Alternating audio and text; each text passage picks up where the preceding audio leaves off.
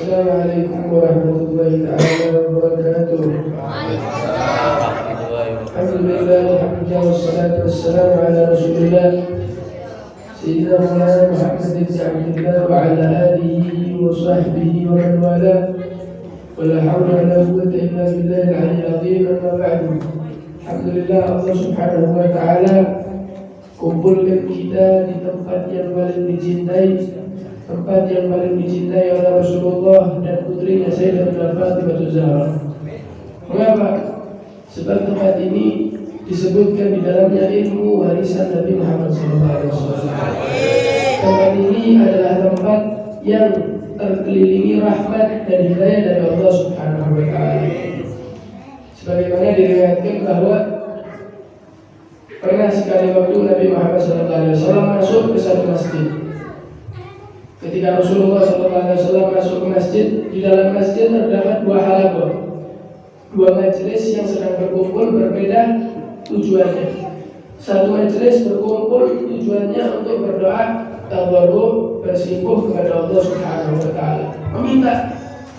Sedangkan yang satu, isinya majelis tersebut tujuannya adalah mendengarkan ilmu dan menyampaikan ilmu dari ajaran Nabi Muhammad SAW. Ketika itu Nabi pun mengatakan sambil melihat dua majelis tersebut, Rasulullah mengatakan kilahuma ala khair. Dua-duanya majelis yang satu yang berisi doa kepada Allah Subhanahu wa Ta'ala, isinya istighfar, baik, dan majelis yang isinya ilmu pun juga baik. Tapi Nabi mengatakan, tapi di antara dua tersebut ada yang lebih afdal satu dengan yang lain. Nabi pun mengatakan, kalaupun orang yang berdoa, bisa jadi Allah Subhanahu wa Ta'ala berikan kepadanya apa permintaannya, dan bisa jadi Allah cegah kepadanya akan dia minta. Namun majelis yang satunya, majelis yang terisi ilmu, majelis yang terisi syariat Nabi Muhammad SAW, Nabi katakan ini lebih afdal. Karena kenapa? Innama bu'ithu mu'allimah. Karena sesungguhnya aku, kata Nabi Muhammad, diutus untuk menyebarkan ilmu ajaranku Nabi Muhammad SAW. Maka seluruhnya bagi orang yang duduk di sini disebutkan dalam kitab ini, Rasulullah SAW belum pernah berkata, "Idza marartum bi riyadil jannah farda'u." Wahai manusia, jikalau kalian melewati taman-taman surga, duduklah, hadirlah. Sahabat bingung, ya Rasulullah, kita belum masuk surga. Bagaimana tahu taman surga? Belum masuk surga, bagaimana tahu pikirannya surga? Nabi pun mengatakan, wa ma riyadul jannah ya Rasulullah. Apa? Taman-taman surga itu apa ya Rasulullah? Nabi menjawab, hilakul zikir. Tempat-tempat yang di dalamnya disebutkan zikir, menyebutkan ilmu ajaran Nabi Muhammad SAW. Ini adalah majelis yang isinya adalah taman-taman surga. Dan majelis ini berisi ilmu yang sepantasnya bagi orang untuk menghadirinya. Apa kita nggak lihat bahwa Sayyidina Jabir bin Abdillah, beliau saking semangatnya ketika untuk mendengarkan satu hadis dari Rasulullah SAW yang beliau tidak dengar, beliau jalan ke suatu perjalanan yang jaraknya 1 bulan. Untuk apa? Untuk mendengarkan satu hadis. Maka sungguh kebaju kalau seandainya kami sebulan hadir majelis ini. Apalagi tombol. Sayyidina Jabir bin Abdillah orang paling cerdas. Ilmunya muridnya Nabi Muhammad. Akhirnya Rasulullah. Tapi beliau nyari satu hadis yang beliau tidak dengar. Karena kenapa? Beliau takut orang yang sempat dengarkan hadis dari Nabi Muhammad meninggal dahulu. Sehingga beliau belani untuk jalan 1 bulan demi mendengarkan satu hadis yang disampaikan oleh Rasulullah SAW. Banyak para ulama yang mereka semangat untuk menghadiri majelis-majelis ilmu. Oleh karenanya, alhamdulillah Allah Subhanahu wa Ta'ala kumpulkan kita di tempat ilmu. Ilmu adalah satu hal yang paling afdal di antara segala sesuatu. Ilmu adalah hal yang bisa membuat sahnya kita sholat. Ibadah kita tidak mungkin sah kecuali kita harus tahu tentang ilmu. Bagaimana bisa sah sholatnya seseorang? Kita orang sholat, bagaimana mungkin sah sholatnya seseorang jikalau tidak mengerti tentang arkanus sholat, tidak mengerti tentang rukun Fatihah, apa arkanul Fatihah, syurutul Fatihah. Tidak mungkin sah seseorang kecuali dengan belajar. Al-ilmu wal amal. Kemudian kalau seandainya orang sudah mengerti tentang ilmu, dia lakukan ilmunya, tahu tentang bab sholat, tahu bab zakat, kemudian dia lakukan. Ilmu wal amal layan fa'ani, keduanya tidak mungkin manfaat kecuali dibarengi dengan ikhlas. Ikhlas. Apa ikhlas? Jadi kalau seandainya kita sudah mengerti ilmu, apa yang tugas berikutnya? Kita mengamalkan ilmu yang kita dengarkan. Kemudian tugas selanjutnya supaya keduanya ini memberikan manfaat di yaumil kiamat adalah ikhlas. Al-Imam Abdullah bin Al-Haddad mendefinisi ikhlas. Apa itu ikhlas? Kau bertujuan di semua gerak-gerikmu, gerak-gerik perbuatan baikmu, perbuatan taatmu hanya untuk menggapai ridha Allah Subhanahu wa taala. Tiada yang lain. Tidak menginginkan pandangan manusia. Allah supaya bilang ada fulan masyaallah miraran jahil majlis. Ada orang Masya Allah tiap minggu hadir majlis. Hadir majlisnya ini adalah satu perbuatan taat. Tujuannya kalau seandainya kalian ikhlas, maka nanti di yaumil kiamat hadirnya kalian di sini akan membuat manfaat kelak di yaumil kiamat. Ikhlas. Sehingga pernah sekali waktu, jadi ikhlas itu tujuannya ya Allah, ridha Allah, tidak menginginkan pandangan manusia, pujian manusia dan lain sebagainya. Pernah sekali waktu Imam Abdullah bin Al-Haddad ada orang datang ke rumah beliau, ngetuk rumahnya Pak Imam, Assalamualaikum. Bukakan sama siapa? Imam Abdullah bin Al-Haddad. Ketika dibukakan, ini orang rundingan, musyawarah sama siapa? Imam Abdullah bin Al-Haddad. Pak Imam, bagaimana pendapatmu kalau seandainya aku ini menginginkan untuk bangun masjid? Bangun masjid adalah suatu perbuatan yang paling istimewa. Kata Rasulullah, man bana li masjidan banallahu lahu baitan fil jannah. Orang yang bangun masjid untuk Allah, kelak di yaumil kiamat Allah bangun. Jadi orang bangun masjid itu sudah beli petak tanah di surga. Hakikatnya dia bangun di dunia, balasannya nanti di surga. Ini orang datang Imam Haddad atau Imam Anak ingin bangun masjid. Bagaimana pendapatnya? Dijawab sama Imam Haddad, ada ra'yuk khair. Pendapat saya baik. Perbuatanmu yang kau lakukan ini baik. Namun kata Imam Haddad, lihat dulu isi hatimu. Ketika kau menginginkan bangun masjid ini, lihat isi hatimu. Ikhlas atau tidak? Tanya orang tadi, ya Imam, bilabut alaina bil ikhlas. Harus ikhlas. Karena kenapa perbuatan taat harus dibarengi dengan ikhlas. Imam Haddad ngetes. Ketika itu langsung sama Imam Abdullah bin Al-Haddad dites. Ya khair, ente ikhlas. Nah, ikhlas. Kalau seandainya masjid ini sudah dibangun, biayanya banyak, kau donasi banyak, anggap 2 miliar. Sudah bangun mewah. Kemudian masjid tadi yang kau bangun habis banyak, nisbatnya bukan dinisbatkan ke engkau, tapi nisbatnya kepada orang lain yang ikut campur. Bagaimana pendapatmu? Mikir sebentar. Kelas, sudah usah bangun masjid. Lebih baik kau atur, perbaiki niatmu terlebih dahulu daripada kau bangun masjid. Sebab orang yang ibadah disebutkan oleh ulama orang ibadah, kemudian ibadah dengan tujuan riya dan ikhlasnya, itu lebih dicintai sama syaitan daripada orang yang meninggalkan ibadah sama sekali. Jadi orang ibadah kalau tidak ikhlas tidak ada manfaatnya. Al-Imam Sahal bin Abdullah Tusturi beliau mengatakan usul madzhab nasalatan.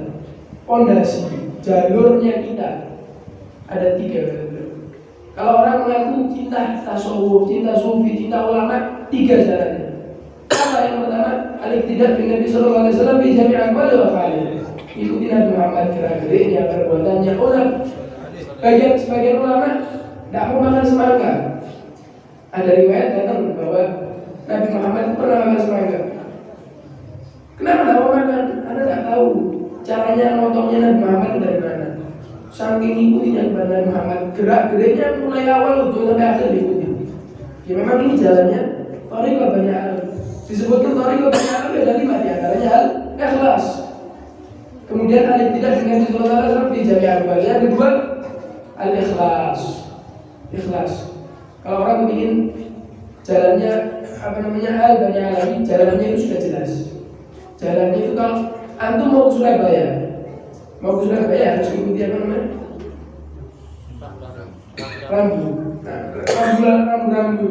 Surabaya, melewati Gubeng, melewati segala macam. Berhasil supaya nyampe ke Surabaya rambu. Nah, ini jalannya Al-Bani Alawi sudah jelas. Jalannya tidak belok, jalannya langsung ke surga. Apa jalannya? Ya harus didasari dengan ikhlas. Sehingga Allah Subhanahu wa taala katakan wa'budullaha mukhlishan lahuddin. Sembahlah Allah dalam keadaan ikhlas kepada zat yang memiliki agama. Apa ikhlas? Orang kalau ikhlas tandanya gimana? Ikhlas tandanya gimana? Aku sudah dapat tiga tanda ini dalam dirinya seorang, insya Allah termasuk orang yang mukhlis. Apa yang pertama? Katanya istiwa bermadah berzam fil amal.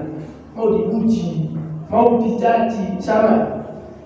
Kejam, masya Allah, tiap hari sodako 1.000 dipuji sama orang, ya Allah, masya Allah, ini gak tahu sodako. Ini maksud sodako tujuannya orang. Tidak ada bedanya.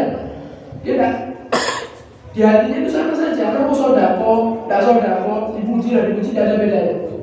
Yang pertama, kalau ada tanda ini, nanti dia ada satu tanda pada orang yang ikhlas. Yang kedua, nisyan ru'yatil amal, lupa terhadap mandang amalannya. Antum tahun kemarin Idul Fitri ngasih ponakannya antum, misalnya antum, saudaranya dikasih berapa? 1 juta. Ketika dikasih 1 juta, tahun selanjutnya diingatkan, masya Allah barokah ini. Antum kasih 1 juta kemarin barokah, sama saya nggak aneh. Dulu sih. Tahun kemarin lupa. Allah lupakan perbuatan baiknya, berarti dia adalah salah satu tanda orang yang memiliki sifat. Yang terakhir disebutkan iftidha thawabil amal fil akhirah. Nyari pahalanya nanti di akhirat. Nyari pahala di dunia. Kasih hadiah fulan, kasih hadiah kevaltan, kasih jaket, kasih apa? Tidak segala macam. Dia minta pahalanya, minta balasannya nanti di akhirat, bukan minta pahala dari fulan, minta dibalas kelak. Kalau seandainya ada 3 hal pada seorang yang ikhlas, orang yang tiga sifat ini ada pada orang tersebut, berarti dia adalah orang yang ikhlas. Imam Ali bin Abi Thalib, karramallahu wajhahu, orang paling mulianya orang. Ketika itu beliau pernah sekali waktu hadir peperangan. Ketika hadir peperangan, musuhnya sudah berlalu, musuhnya sudah jatuh.